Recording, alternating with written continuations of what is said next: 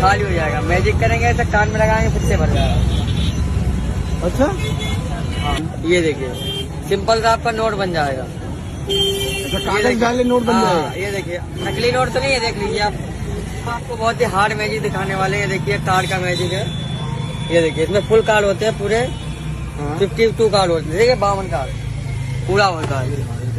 ठीक है ये देखो पूरा कार्ड है। ठीक है इसको वैसे फेंट देंगे, इसको सफल कर देंगे ऐसे अच्छे से सफल हो गया। ठीक है ये देखिए सारे कार्ड अलग अलग होते हैं, अलग अलग है सारा कार्ड।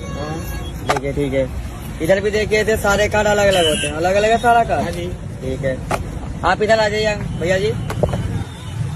ये देखिए आप किसी भी कार्ड पे ऐसे उंगली रख दीजिए, ऐसे रख लीजिए किसी भी कार्ड पे नहीं रख दीजिए कहीं कुछ ऊपर देख लीजिए ऊपर।